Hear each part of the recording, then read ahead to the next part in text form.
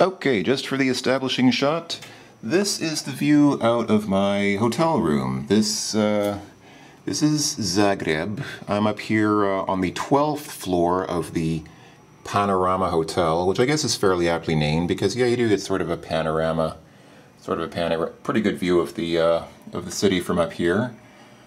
So yeah, this is the view from the hotel room where I just slept the night. And it's a nice little fountain down there. So, okay, I'm going to go ahead and check out of the hotel and step outside and see what we can find here in Zagreb, the capital city of Croatia. Actually, just before I go outside, let me show off the hotel room just to give you an idea of what kind of a hotel room they give you. So there's a TV there, as there always is in hotels. The bed's a king-size bed, it's pretty good. Bathroom is pretty okay, you know, you get a pretty normal toilet and there's a sink and stuff. The shower, I just want to mention briefly the shower. Why do hotels do this? So there's this sort of glass or plexiglass shower curtain, or obviously it's not a shower curtain, but like a shower barrier to keep water from splashing out. But then the back is empty, there's no glass here. The glass ends here. And so you've got these two panels of glass which block water, and then here, through this section, water can come out freely because there's no curtain or anything blocking it. I've seen this before in hotels. Why do hotels do that? They leave like the back third of the shower open so that when you take a shower, all the water splashes out the back. That's weird. I don't know why they do that, and this isn't the first hotel I've seen that at, so that's one of these stupid hotel tricks that hotels apparently think will make them really edgy and modern, but it doesn't. It just means that you get a lot of water on the floor. But oh well. There's air conditioning controls and such. So I'm just doing this just so you can get an idea of what, you know, basically what you get at the hotel. This hotel is, let's see, I'm only staying here for the one night. It was billed at $77 US, which I think is probably about 60 euro.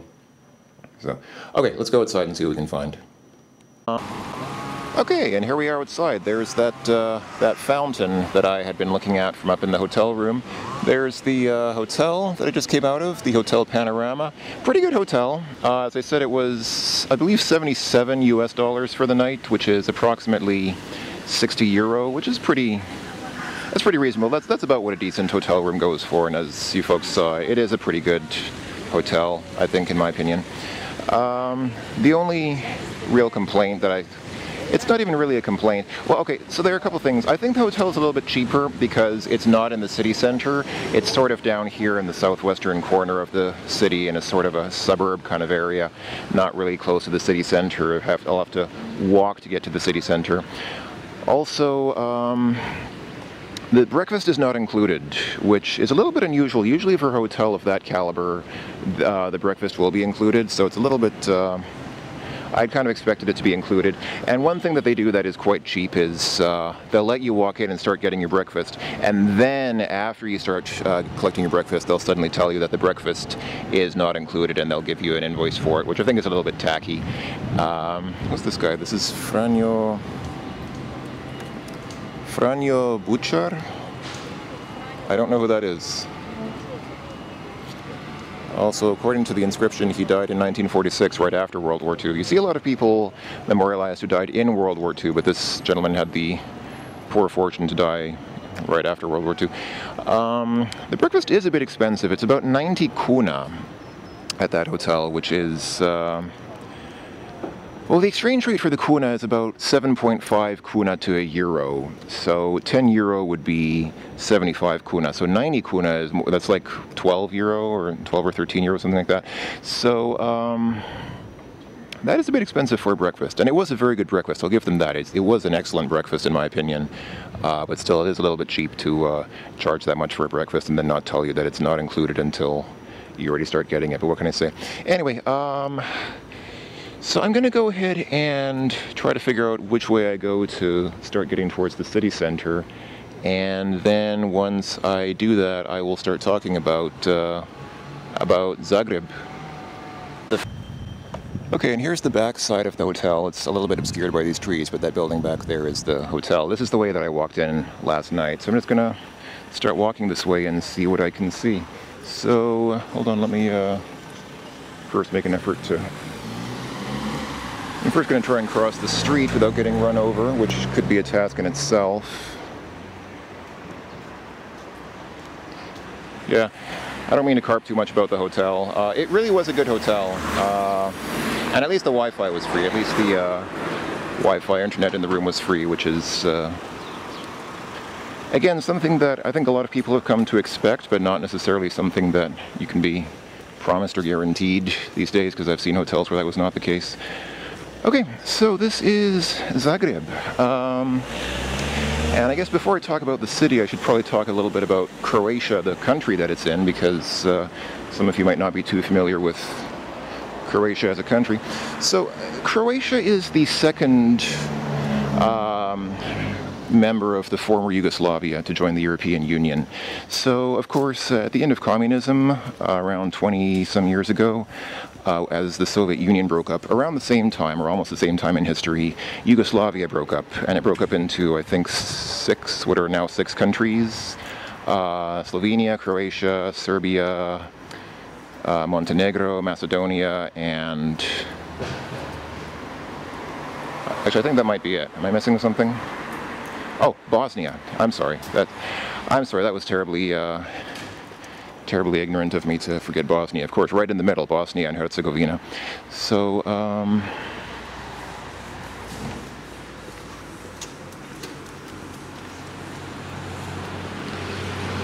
trying to appear not too much like a tourist, even though, of course, it's very obvious that I am, since I'm walking around with a camera and speaking in English. I think it probably couldn't be too much more obvious than that. I don't know, I always feel a little bit conspicuous about looking like a tourist, even though I don't think I can really hide it very effectively. So yeah. So anyway, so of those six countries which were born out of the former Yugoslavia, Slovenia, the westernmost, was the first to join the European Union. That happened a few years ago, and I was in Slovenia. I went to Ljubljana, which is the capital of Slovenia. I was there a couple of years ago and made a video about my trip there. If you folks check my channel, you should be able to see it. It should still be on my YouTube channel. And that was that. For a while, that was the only real touch of the European Union in, it's a nice little park, but I don't want to walk in there because I'm trying not to disturb the locals too much, because this isn't really a touristy area, obviously, and I don't want to bother people here who are probably not used to tourists with my very touristish-ness. So,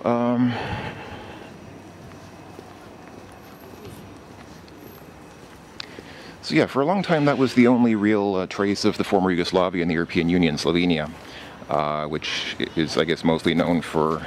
So Slovenia has basically two big cities. There's Ljubljana and there's Maribor. I didn't actually stop in Maribor, but I did pass through it on the train. Oh. Somebody's opinion on the European Union and Croatia's role within it. So anyway, Croatia just joined the European Union last year in 2013. I think that's right. Did it join? I'm pretty sure that's right. Yeah, I think it joined in summer of 2013. And so, and I'm here in July of 2014, so this country's only been a member of the European Union for a year. And I wanted to come and see it before it got transformed too much by Europeanization. And I had come here expecting something similar to Slovenia. Now, I don't really remember everything that I said about Ljubljana when I was there, or what impression I might have given from it, but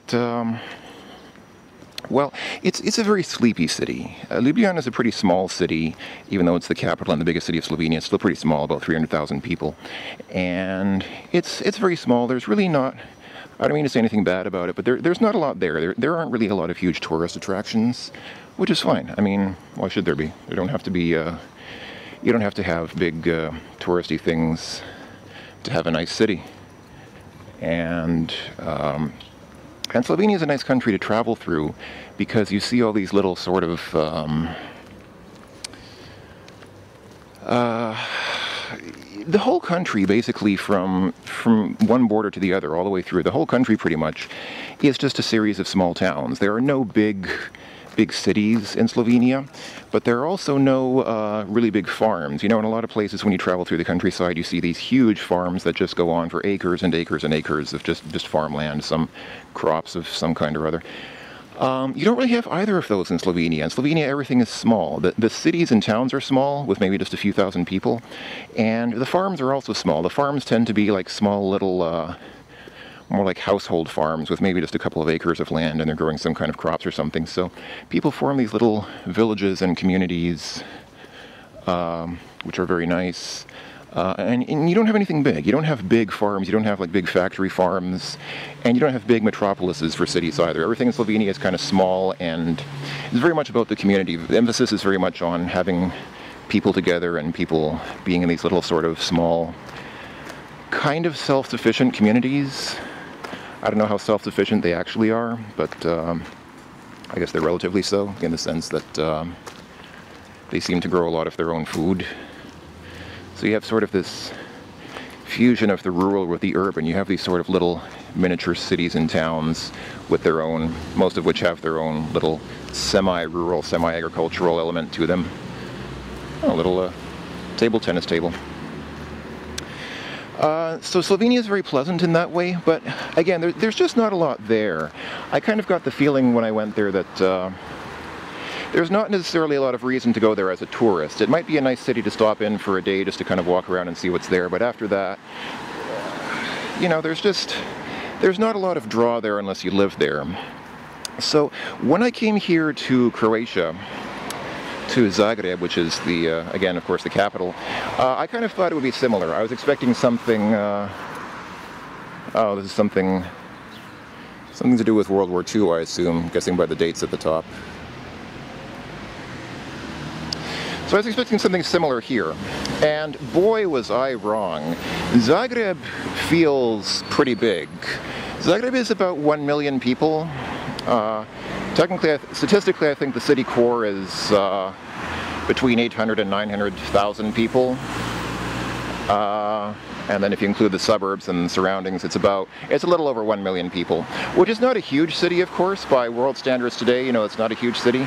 But for some reason, I was expecting something that felt smaller. And Zagreb feels pretty big. It feels like a really big city. Compared to Slovenia, compared to Ljubljana, Zagreb feels huge.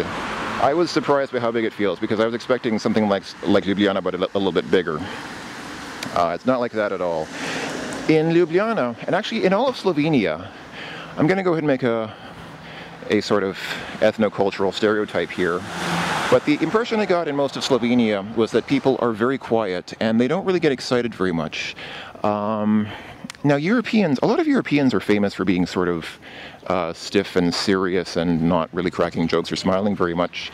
But most of those cultures, if you look underneath the surface, you see people who have a sense of humor. It's just a very muted sense of humor. Like, for example, the British. The British are probably one of the most famous. So the British are famous as being kind of stuffy and serious and a little bit uptight. But there is definitely a lot of humor. I mean, if you just have to watch British television to understand, there's a lot of humor in British culture, very much so. A lot of silliness. I mean, Monty Python. There's definitely silliness in the British culture, in the British mindset. You don't have to look far to find it. Who else? The Germans. I mean, of course, the Germans are notorious for being very sort of stuck up and uptight and strict. But Germans are serious, it's true, but they're also very they're very relaxed. I mean, there's this famous German word, Gemütlichkeit, which sort of means the sense of being relaxed and feeling at home and feeling healthy and well. So that kind of is something that the Germans strive for. They are very serious. They don't necessarily laugh or smile a lot, but they do have a sense of humor. And occasionally they will sort of make a joke or say something funny or chuckle at something. And, you know, the Germans they're quiet, they're kind of straightforward and to the point, but they're good people. They do have a sense of humor. And then, of course, the Finns, my people, my family, of course, comes from Finland. And the Finns are the same way. The Finns are notorious for being very awkward and not smiling much. But if you talk to them, they definitely have a sense of humor. Oh, hold on. I want to stop in at this gas station just for a sec, because when I got here in the city last night, this place was closed, but I saw something for sale inside that I want to see if I can buy. So I'm going to go ahead and pause the video for just a sec and see if I can get what I wanted to buy, and if so, I'll show it off afterwards. So just hold on. Nope. Okay, now I'm going to show off what I bought and what I got so excited about. This is, well, for my American viewers, I think this needs no introduction, WD-40. It fixes everything. I mean, really, what can you say about WD-40? It's an all-purpose lubricant. It fixes anything that you could ever want to fix, pretty much. Well, WD-40 and a hammer fixes anything. I have not been able to find it anywhere for sale in Austria. I looked around in hardware stores. I did not find it. I'm sure it's probably available somewhere. I just, for whatever reason, I haven't been able to find it. There was this big can here. I mean, it's a 450 milliliter can, almost a half-liter can. It sold for 50-some kuna, which is, let's say, about €8. Yeah, about €8 for a can of this stuff. That's not bad. So yeah, I'm pretty excited about that. I'm pretty excited that that's my souvenir. This is my souvenir from Zagreb, a can of WD-40. I guess that shows how much of a nerd I am. It's not really much of a souvenir, and like I said, I'm sure that it's available somewhere in Austria. I just haven't found it anywhere. So what can I say? I found it here. I found it at a gas station by the road in Zagreb. So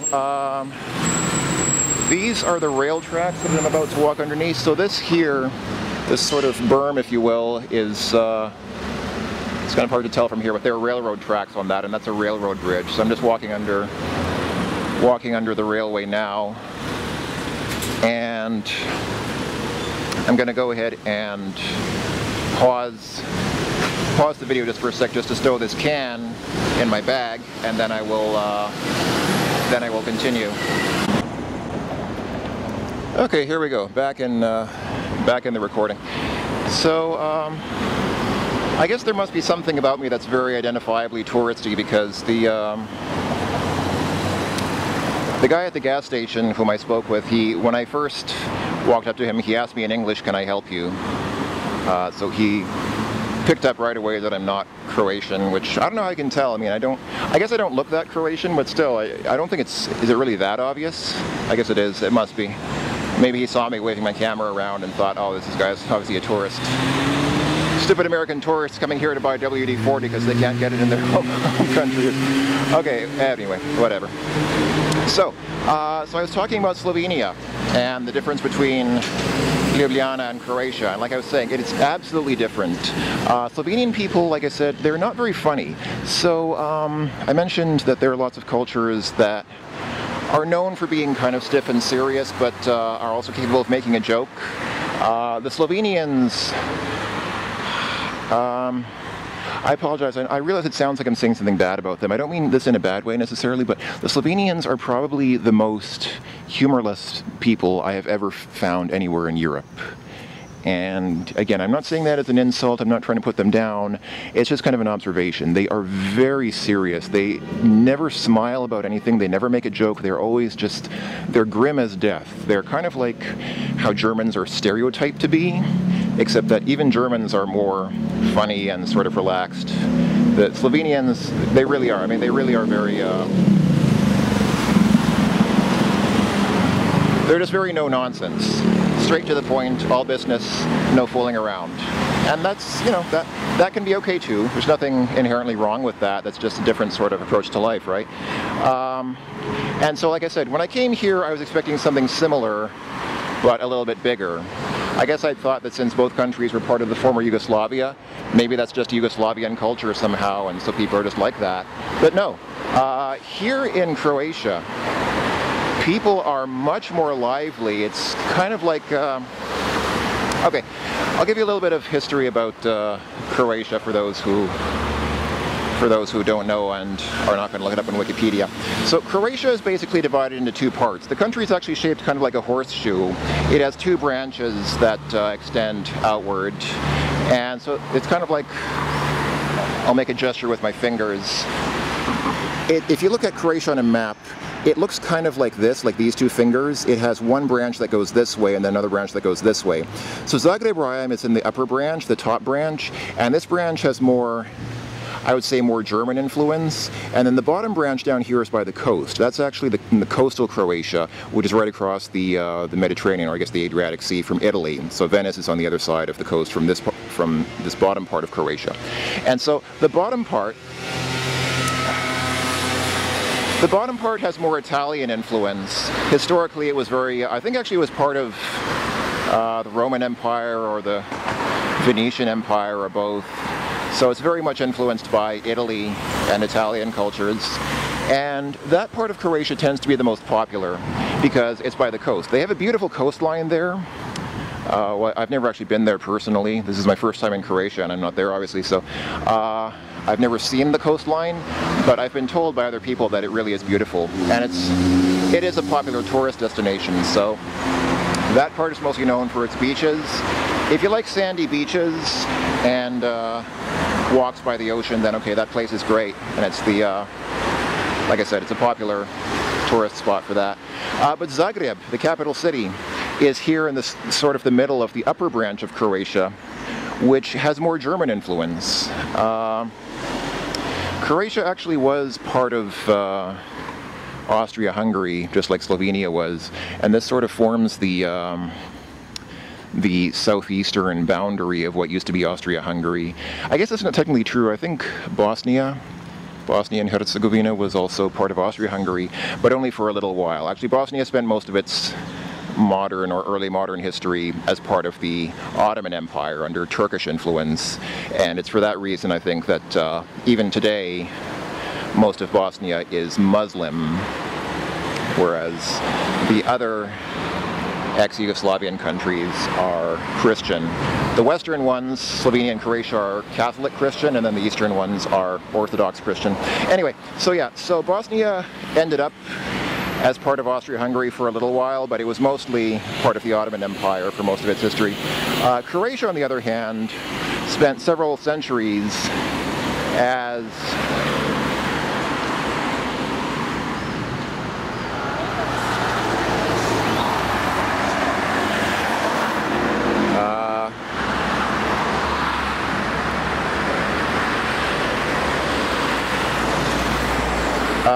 I think it's very telling that this sign is in English.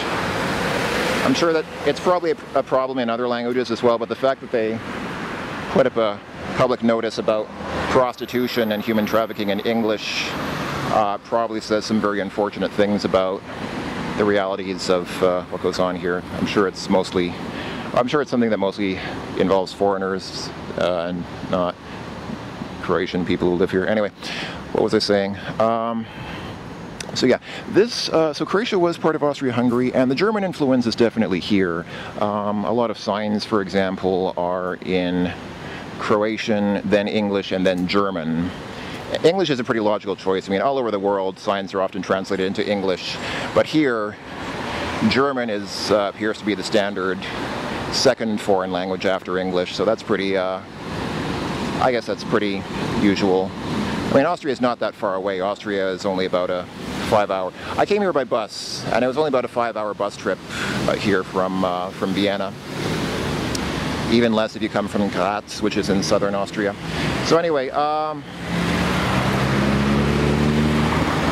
those of you who come here to Croatia, by the way, if you're coming here from the rest of Europe, be aware, as of right now, this will probably change in a couple years, but as of right now in 2014 as I'm making this video, Croatia is not part of the Schengen area. So of course there's that famous Schengen zone, which allows visa-free travel through, not only visa-free, sorry, I shouldn't say visa-free, visa-free is, you do need a visa to go to the Schengen area if you're not a European Union citizen. So it's not visa-free, but it's border-free. There are no border checks. There are no immigration or customs checks between the borders of Schengen countries. Croatia is not a Schengen country, and I did have to show my passport to a couple of border agents as I came here, which is not a big deal. But if you're here on a Schengen visa, if you're not from the European Union and you're here on a Schengen visa, understand that right now you cannot come here on a Schengen visa. I don't think, unless Croatia has made it so that you can, but I think the rules are you have to get a visa specifically for Croatia until it joins the Schengen area, which I think is slated to happen in 2016, if I remember right, or something like that. Anyway, Oh, they have DM here as well. It's pretty cool. DM is basically drug mart. It's basically like the American concept of a drugstore, except without the drugs. Because in Europe you can't legally sell drugs. You can't even sell over-the-counter medication like Tylenol or ibuprofen. You can't even buy that at a supermarket here. You have to get it specifically from an apothecary, like a drugstore. So that's, I guess, a little bit different. So yeah, DM is kind of a drugstore without the drugs. There are lots of things here in Zagreb. There are lots of big shopping centers, shopping malls in Zagreb, which you just wouldn't find in Ljubljana. Because, like I was saying, nothing in Ljubljana is big. Everything there is very small. Everything is kind of focused on just having small little communities, small scale developments. There is no big development there. And so you won't find shopping malls like you find here. And I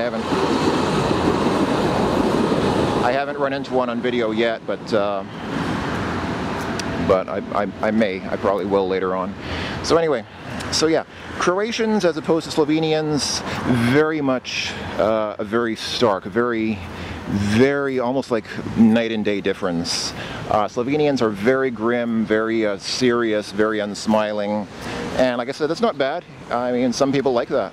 If you like that kind of thing, if that's your style, then okay, why not? There's nothing wrong with that, I would say. But here in Croatia, it's the opposite. Here, people are very friendly. They always like to smile and kid around.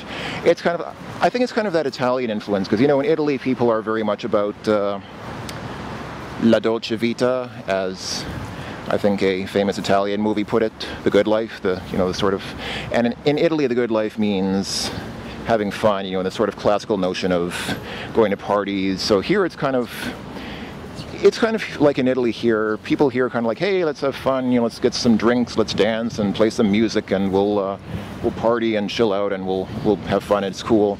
In Slovenia, everybody's like, hello, yes, thank you. So, a bit of a contrast there. I have no idea what this building is. I'm doing the same thing that I usually do when I travel to foreign countries, in that I do almost no research ahead of time. I just kind of, oh, this is a museum of some kind. Musée, I don't know what Mimara is, but this musée is obviously museum. It's a very nice little flower arrangement. So yeah, that's that. So Croatian people are fun. They like to have fun. They're very friendly. I would say they're a lot warmer than what I got in Slovenia, which I think most people probably prefer. And again, I'm not saying that either one is right or wrong. It's not like one is better than the other necessarily. It's just people tend to have a preference for one over the other. It's been a while since I made one of these travel videos, and that's because I've pretty much made videos of everywhere in Europe that I wanted to go, and I'm probably not going to make more videos. I don't really want to make videos of the big popular Western European destinations. I mean, I actually have never been to the Benelux countries, so I've never been to Amsterdam and Brussels and so on. But if I do go there, which I probably will someday, I'm probably not going to make a video of it because they're so popular, they're so well known, people have already made videos about them. I think other videos already say more than I ever could. I would just be a stupid ignorant tourist walking around and saying, whoa, look at that. But Zagreb is, in my opinion, just from what I've seen of it so far, having been here for less than a day, it seems very underrated. It seems like it is a pretty nice city, which probably deserves more attention than it gets. Although, I guess, in a way it's nice that it doesn't have too much touristy stuff, because I have to be honest, I hate touristy things. I was in Venice, Italy, of course, last year, and I hate to say it, but I'll be very honest. I'm going to be just perfectly honest and say that I really didn't like it, because it's just so extremely touristy. Even though it's a beautiful city, at pretty much every street corner you have somebody who's trying to sell you something. You know, you have those gondoliers trying to sell you gondola rides. You have people trying to sell you purses and other fashion items. You have people begging for money. You have musicians who are busking and trying to intimidate you into giving money to them for playing music to you, which is, I didn't like the feeling. Didn't like the atmosphere, didn't like the overall mood, and the fact that it's a good looking city just wasn't enough for me. You know, it's kind of like people talk about getting married or having a boyfriend or girlfriend, and they say, you know, good looks don't mean anything if a person doesn't have a good personality. Sure, it's nice to have a good looking partner, but if they don't have a good personality, if they're not nice people or good people, that good looks only take you so far. It's the same with cities. Venice is a beautiful city, I won't deny, but I just didn't like the mood and the atmosphere and the spirit of the city. Even though people are friendly, they have the feeling of being friendly because they want to sell you something. Everybody wants to sell to you because they figure you're a tourist, which, well, if you go there, I guess you probably are, but I didn't like that at all. And it's too bad because I know that a lot of people are very fond of Venice, and it's not like it's a terrible city. I mean, I'm sure there are nice things to see and do there, but I just don't like that sort of atmosphere. So Zagreb, by comparison, is very authentic. What I like here is that there's no sort of real effort to sell you anything. There's no, you know, people here are just going about their regular lives. People here are just kind of, yeah, just being normal, regular people. And because this is an ex-communist country, people do still have that sort of community-oriented mentality where they're trying to think about each other and it's people looking out for each other. This was sort of, obviously I never lived in Yugoslavia, but it seems to me that Yugoslavia is sort of communism that worked. It was communism without a lot of the craziness that you had in the Soviet Union and places like that. So, I'm going to go ahead and cross the street. I'm going to go ahead and stop just for a sec just to cross the street, but I'll be back on the other side. So here across the street, just to give you an idea of what's available here in Zagreb. So they have some kind of theater, several museums, botanical gardens, that sounds pretty good. More museums, a library. I have not yet been to any of the libraries or bookstores here in Zagreb, and I don't know if I'll have time to go to one, but I looked at a couple of bookstores last night through Windows. Not Microsoft Windows, of course, but like just, you know, storefront windows. The stores were closed because I got into the city late at night, but it looks like they have proper bookstores here in Zagreb. Real good bookstores with like a good selection of mixed types of books. So very nice bookstores. I approve of the bookstores here. So what was I saying?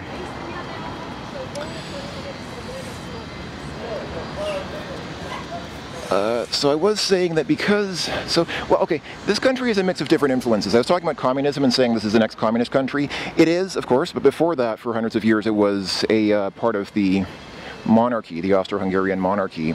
And so you have a lot of those influences mixed together. You pretty much have all the major European influences here coming together.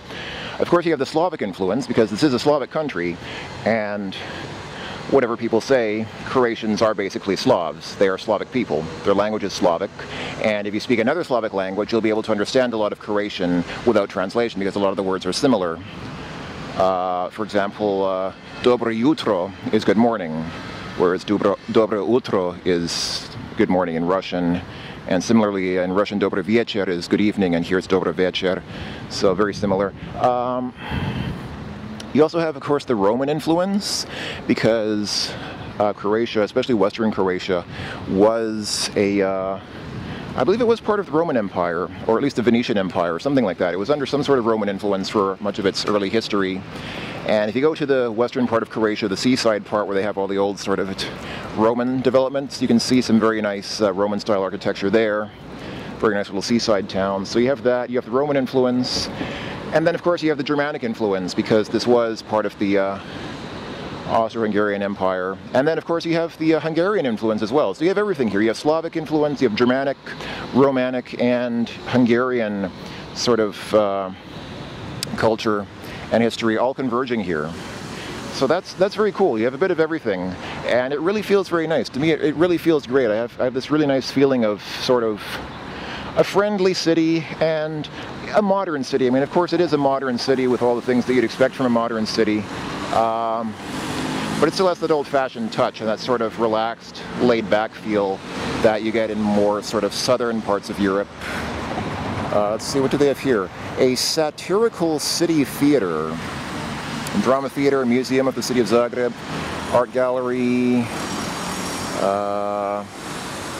St. Mark's Church. Oh, there's a Museum of Broken Relationships. That's kind of funny. It's exactly what it sounds like. It's a museum that collects sort of miscellaneous bits and pieces of mementos from people's relationships that broke up. It's kind of sad. I thought about going there because I think that's definitely a unique sort of museum. I don't think I've seen a museum like that before, and I think that would be something unique to see, but I don't know if I'll have time. I don't know how expensive it is. It's probably not very expensive. Croatia in general is not very expensive. I guess it's not really cheap. I can't really say it's particularly cheap. I guess it's probably about on par with most of Central Europe, which is in the middle. Not super cheap, but not unreasonably expensive, I would say. The currency here is the kuna, the Croatian kuna, which I remember. I kept forgetting what the name of the currency was until I realized that. I don't know what the sculpture is about. Looks like a bunch of people drinking from a. They're drinking from a well or something like that. I guess so. So the way that I remember the name kuna is it rhymes with Luna, and Luna, of course, is the moon, and the moon makes people do crazy things, just as money makes people do crazy things. So kuna, Luna, they both drive people crazy.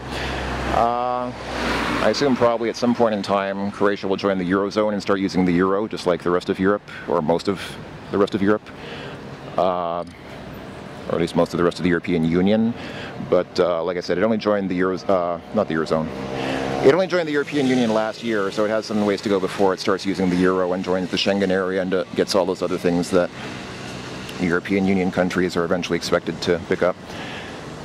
So I guess that's it. I guess that's my little personal introduction to Zagreb and to Croatia.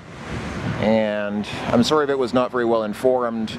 As usual, I'm pretty ignorant about history and culture and things like that, so I can't really tell you. I couldn't really tell you what this building is. It could be another museum, or it might not be, I have no idea. But I'll go ahead, and now that I'm here, now that I'm close to the city center, I'll go ahead and pull out my map. I did get a map at the hotel.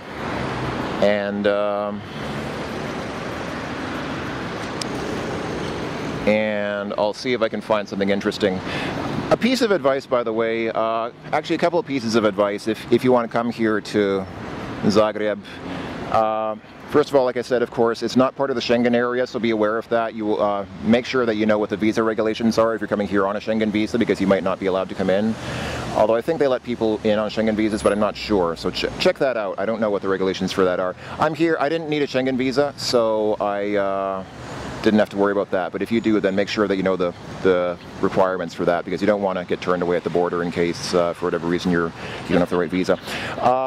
Also, try to get your money changed ahead of time. There are places here where you can get foreign currency changed into Croatian kuna, but they're not as plentiful as they were in the Czech Republic. So when I was in Prague, in the Czech Republic, there were money changers pretty much on every street. You could find them everywhere. They were so ubiquitous that it wasn't really a problem. Here there aren't as many of them. They do have ATMs, cash machines, which you can withdraw cash from, but if you have foreign cash that you want to exchange, you might want to get that exchanged ahead of time before you come here, because there aren't that many places where you can do it, and you don't want to get stuck here with foreign currency that they won't accept. My other piece of advice is get a good map ahead of time. I thought that this city would be kind of small, and that I could get around without a map, so I just printed out a small map from like Google Maps, just showing the city center, and I thought that might be enough.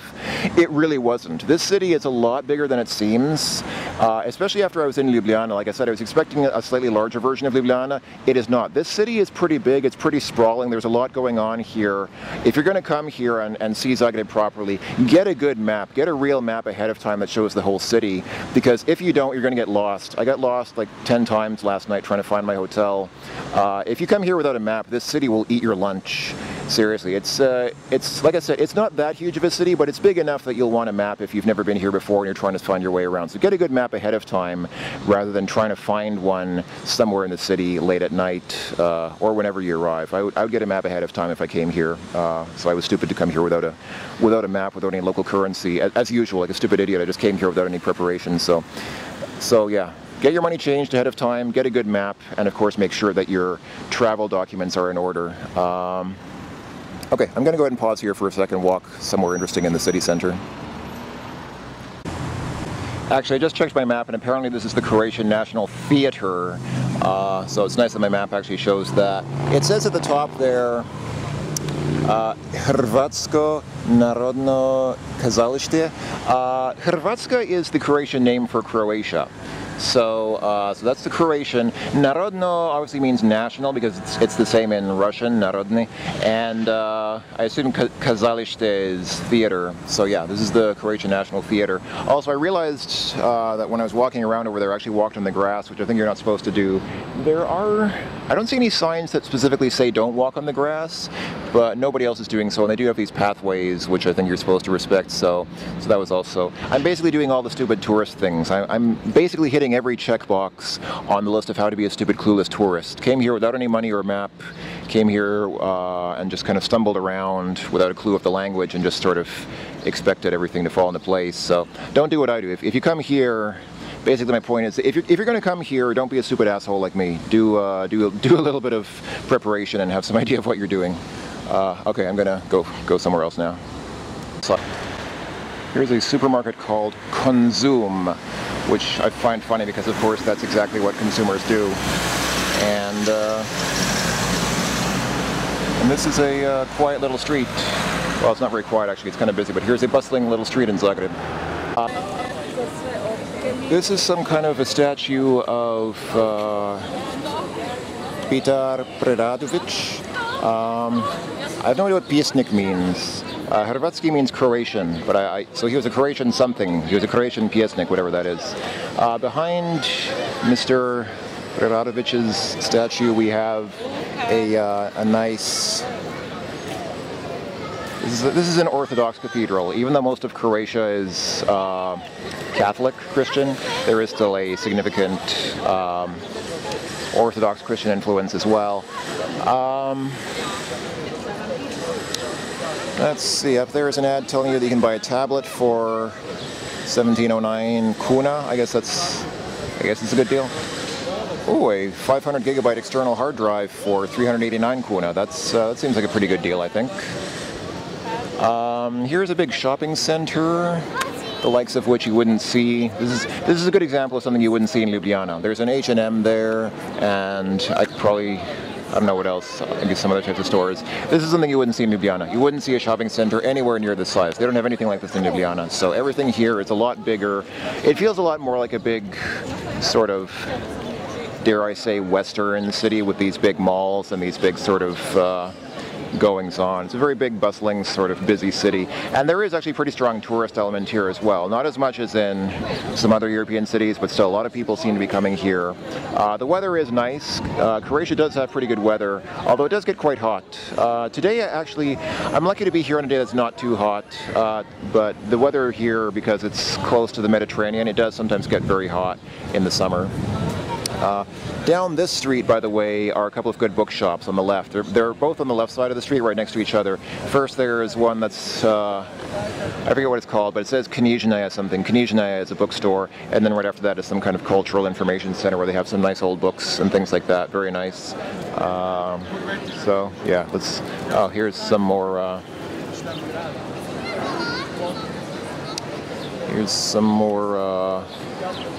stuff. I think I've already seen most of these. Well, I haven't actually seen these places, but I mean, I've seen most of them mentioned on the signs. I'm not going to be able to see all these things, so I'm just trying to catch at least a mention of these things, so at least people have an idea of what's here and where it is, roughly. Okay, let's see what else we can find. Okay, this is a pretty big and impressive looking square. This is, I assume that's his name, Ban Jelačić. I don't know how you pronounce it. I have no idea who he was. He appears to be a man on a horse wearing a I was going to say he's wearing a curved sword, but that's not exactly correct. He's wielding a curved sword and wearing some sort of a hat. This is a nice little plaza, as they call it in Croatian. This is a trg, T-R-G, which I think probably annoys English speakers like me because it's a word with no vowels in it. Yeah, it's a trg, which I believe is the Serbo-Croatian word for a plaza, what Russians would call it ploshchad.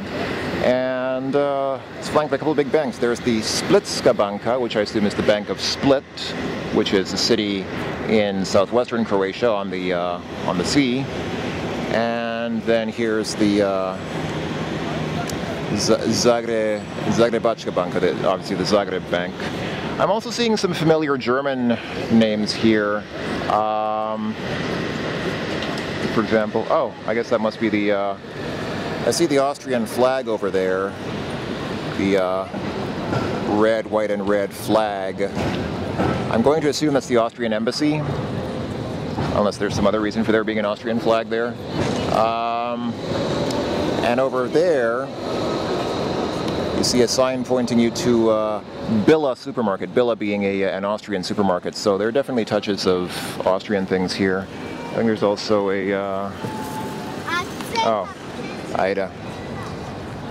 So this cafe, Ida, is, as far as I know, it's a Viennese cafe. They have it in Vienna. I think it's specializes in Viennese cakes and pastries and things like that. So definitely touches of Austrian influence here.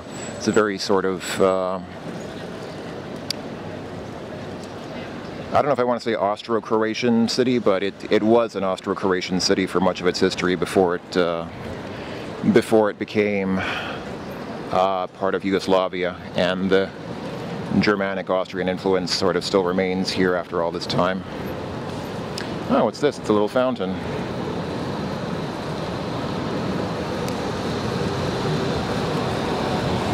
I don't wish to denigrate this fountain in any way, but I think little is the operative word. It's not exactly as I don't think it's a fountain quite expansive enough to suit the plaza that it's in. The plaza is more expansive than the fountain. Well, obviously I wouldn't expect the fountain to be as big as the whole plaza, but I feel like a plaza of this size deserves a slightly larger fountain than that. But what do I know? I'm not a city planner, not an urban architect. What do we have over here? There appears to be a little. Is that a little park? I guess that is a little park. It's a little miniature park with, oh, there's some church there. All that scaffolding around one of the spires suggests that it's under construction or renovation or something like that. Let's just see what's over here. I just want to take a look at this tiny little mini park. Because I like parks. I like public spaces. I like green spaces. And Zagreb has those. They're not necessarily that big. They're not necessarily that fancy. And some of them are a little bit run down because of the, you know, the tragedy of the commons and all that. But yeah, okay, it's a nice little park. Also over there, I see a little, actually not so little, some column of some sort. Okay, I'm going to go over and check out that column. I'll be right back. Okay, hold on a second. The Gallery of Croatian Naive Art.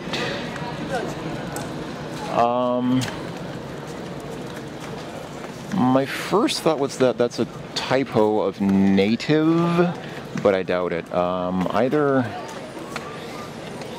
Is naive art actually a thing, or does it have a different meaning here? I have no idea. Here's another example of a Slavic thing which you'll recognize if you speak any other Slavic language. Naš dom, our house. Okay, here's that column that I was going for. It depicts some sort of a saint at its top. I'm not sure exactly who. The only guess I could have would be the Virgin Mary, but I somehow think that might be a little bit too obvious. Or maybe it's not. Maybe that is the Virgin Mary. Who knows?